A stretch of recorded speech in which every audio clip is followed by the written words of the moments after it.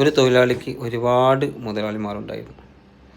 അപ്പോൾ അദ്ദേഹം അങ്ങനെ പണിയെടുക്കുന്നതൊക്കെ ഭയങ്കര കഷ്ടമായിരിക്കും. കാരണം കുറേ മുതലാളിമാർ ആര് പറഞ്ഞ് കേൾക്കില്ല, ആരെ തൃപ്തിപ്പെടുത്തില്ല, അങ്ങനത്തെ അവസ്ഥ.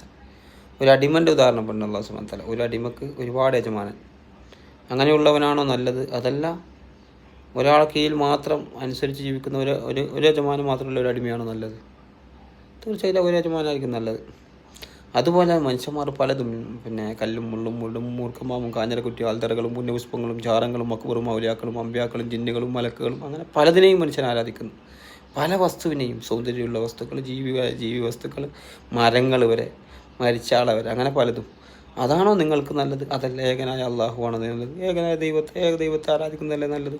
അപ്പോൾ ആ ഒറ്റൊരു ദൈവത്തെ മാത്രം തൃപ്തിപ്പെടുത്തിയാൽ മതി. മറ്റു ചാലെങ്കിലോ ലാത്തനെ ഉസ്സനെ മനാത്തനെയും പണ്ടൊക്കെ ആരാധിച്ച ആളുകളുണ്ടായിരുന്നു.